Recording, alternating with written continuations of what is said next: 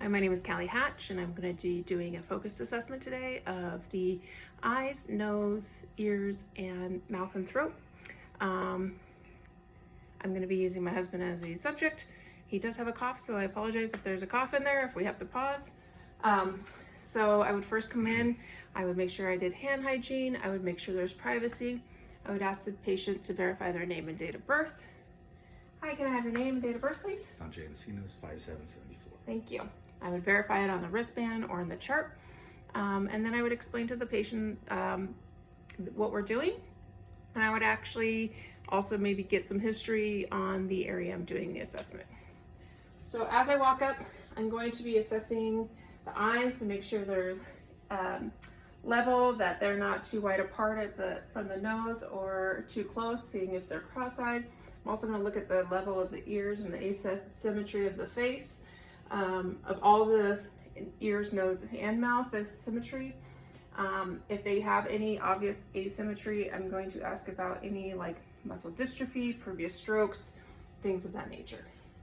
So first I'm gonna look at the eyes, I'm gonna look at the eyelashes, eyelids closed completely and open. They do not droop. The eyelashes are evenly distributed, top and bottom, no redness, swelling, or deformities. Abnormal findings would be ptosis or the drooping eyelids, inflammation or blepharitis, red scaly greasy flakes or thickening, crusted lids, burning, itching, and tearing, hydrolium or styes or infections that are obvious in the eyes.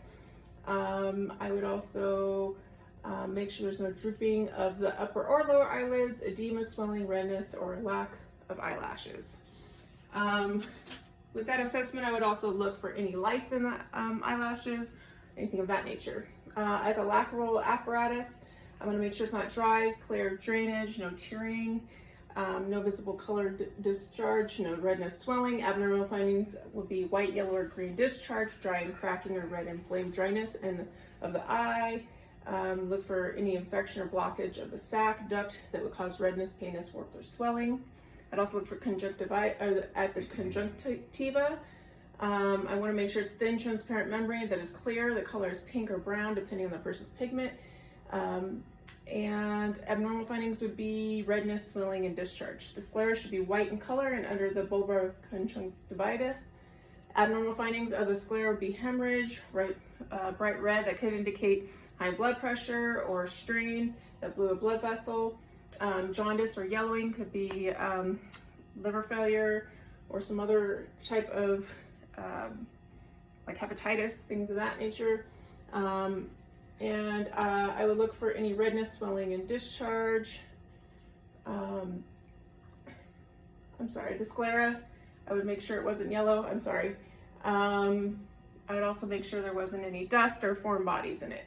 The cornea is clear, thin, and transparent, covers the iris and pupil, should have no opacities. We look for cloudiness, cone shape or abrasions, gray whitish circles seen around the outside of the cornea. You can also look to make sure that the black part of the eye is not misformed. You're also going to look at the eyes bulging or sunken in. That could indicate Graves' disease. The test we're going to do on the eyes, we would do a vision test. We would have them cover one eye. I do not have the vision test here, so I apologize, but that would be the Snell eye test. You'd have them cover one eye, look at the board, see if which one they could read, and then document the 20/20 or 20/30, whatever line it is, and then have them do the same on the other side by covering the other eye, and then both eyes, and then we document. This is for cranial nerve 2. We're also going to do testing cranial nerve 2 by doing the loss of peripheral vision. So there's 2 ways you can do this. You can have the patient, you can cover the patient's eye and ask when you see them come into sight, or you can hold fingers up and say, how many fingers am I holding? How many fingers am I holding? That might be more accurate because they can't just pretend like they see the movement. They actually have to tell you the number of fingers you're holding. You can do that with opposite eye, okay? Also, I'm going to do the corneal light reflexes or Hirschberg test, which is assessing the alignment of the eye. So, and I'm also going to do a diagnosis position test. These are for cranial nerve 3, 4, 5, and 6. So multiple tests going to happen here. So I'm going to look at if his eyes are reactive to light. Just look ahead. And then they're equal reactive. Now I'm going to have him look at my finger and follow my finger in. Okay, now follow my finger, and I'm going to go in every direction to make sure that he can follow my finger. Okay, the cranial nerve 4 is inward and downward motion, and the cranial nerve 6 is the nerve controls the outward and abductive movement. I'm also going to test to make sure that there's no nystagmus or any extraocular movement. Next, I'm going to go to the nose. So I'm looking at the nose to see if it's symmetrical in the face. If it's deviated, we're going to ask about any trauma. He does have trauma, so he does have a slight deviation to his nose. I am going to look if the nose is symmetrical and midline of the facial features. I'm going to look at any inflammation. I can also test the sinuses as well. So I can test by touching here. Does that hurt? Does that hurt? Nope. Does that hurt? Nope. You should not touch the eyeball when you do this. And then we're also going to see him close one nostril and breathe out to make sure he can breathe. And then the other side, it looks to see if there's any type of blockage in there. You're also going to look for any snot coming out, any drainage, blood coming out, things of that nature.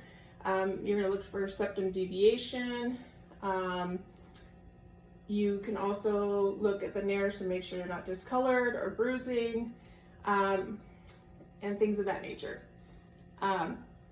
You can also look in the nose and see if you can see polyps of any kind. That would be abnormal. And then you're going to now inspect the mouth. So there's lots of the mouth. I'm looking first at the lips. Go ahead and keep your mouth shut. I'm first looking at the lips. I'm inspecting lips for color, moisture, cracking, or lesions. Retract the lips. You can pull down the lip for me, yes, and then see the inner surface. All racial groups have lips that are deeper or pinker than the facial skin. Some African Americans have bluish lips or dark line. In light-skinned people, pallor occurs with shock and anemia, cyanosis or hypoxemia, cherry red lips with carbon monoxide poisoning, acidosis from acid poisoning, or ketoacidosis, also assessed for cracking in the corners. You can also look at the teeth and gums, and I'll go ahead. He's got very symmetrical teeth. I'm going to have him grit his teeth. When you do that, you're testing nerve 5. You can feel for any cracking. He's matching his teeth in the back so they're aligning. I'm also going to have him open his mouth and look for any rotting teeth or any teeth that are discolored or missing, and I'm going to document that. I'm also going to look at the gums, make sure that they're pink or coral, darker depending on the pigmentation. The gum margins are at the teeth and not like redness or decay away from the teeth. I'm also going to look at to make sure there's no debris, bleeding. Somebody could be on blood thinner and have very bleeding gums. That's a problem. And we're going to then look at the tongue. Now with the tongue, I do not have a tongue depressor, so I'm using the back of the spoon. I'm going to have the patient stick out their tongue.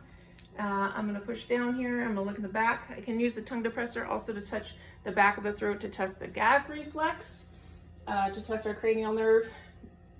And the gag reflex, cranial nerve. Sorry, I lost my train of thought. But I'm also going to look at the tongue. So with the tongue, I'm going to make sure the tongue is the right color, surface characteristics and moisture. The color is pink and even. The dorsal surface is normal, roughened from the papillae. A thin white coating may be present, but if you can scratch away, that's what would indicate candidus. So there should be saliva present, but extra saliva or drooling can occur with cases like Parkinson's, or dry mouth occurs with dehydration or fever. Look for any fissures, any lesions on the tongue. If you have a beefy red swollen tongue, and a large tongue occurs with hypothyroidism hypothyroidism. A small tongue accompanies malnutrition. Inspect the tongue for white patches and lesions, normally none are present. And you're also going to look for any cancer lesions. Now I'm going to have the patient do the tongue up. I'm also going to check underneath for lesions as well. Inspect carefully the entire underneath of the tongue and behind the teeth to note any white patches, nodules, or ulcerations. Any lesions and ulcer persistent more than 2 weeks must be investigated. The mucosa should be free of nodules or lesions, usually pink, smooth, and moist. Hyperpigmentation is common in dark-skinned persons.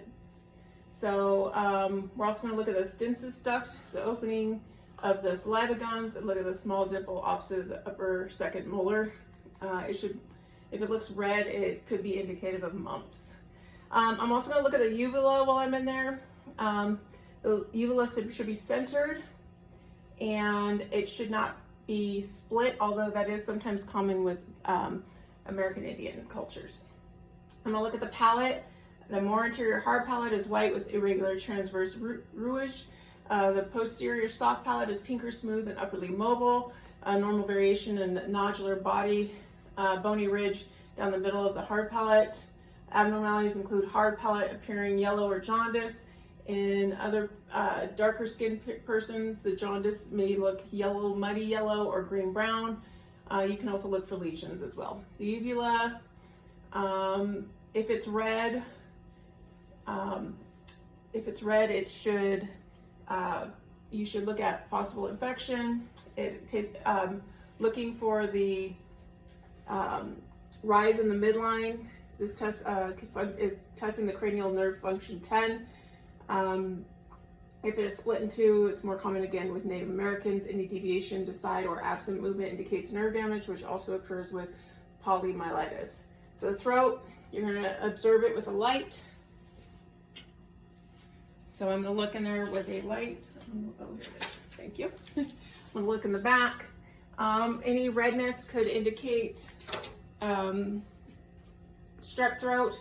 We're going to look at if there is any enlargement. 1+, or sometimes a 2+ with younger people is a normal finding. 3 and 4 is definitely meaning that there's enlargements in the tonsils. So we need to be inspected for infection of the tonsils. So they would be bright red and swollen, that would, or could have white spots on them, and hypertrophy or exudates. When accompanied by a cough, hoarseness, or rhinorrhea, a rapid antigen test should be done for strep. Strep is super important with kids to make sure it is treated correctly or can progress into further infection. So enlarged tonsils that kiss the uvula may be, or may have a white membrane covering is abnormal and may indicate mono. Touching the posterior wall with the tongue blade, test the gag reflex, that's nerves 9 and 10. And testing cranial nerve 12, the hypoglossal nerve, by asking the person to stick out their tongue. And then you are going to also have the patient take their tongue, stick it out, and go from side to side. If there's any paralysis, that could indicate damage to cranial nerve 12. Any fine tremor of the tongue occurs with hyperthyroidism, and of course tremor also can occur with cerebral palsy. You're also doing the odor. Odor doesn't necessarily indicate infection, but it could indicate infection. And last, I'm going to do the testing of the ears. Now with the ears, I'm going to be looking for any drainage of the ear. I'm going to be looking for any painful, like I said, make sure they're even, make sure it's not painful, no lesions. It's a place that oftentimes has skin cancer. So we want to check the ears. It's also not noticed a lot if it's behind the ear. Any excess drainage, any redness, any bleeding of the ears. They again should be symmetrical.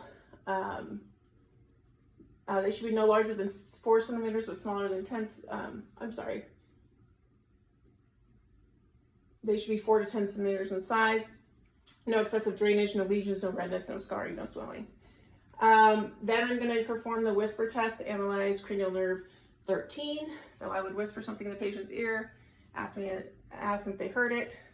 And then on the other side, and then I would do the Weber test if I had a fork. So that would be here. And that is being able to hear unilateral conductive sounds.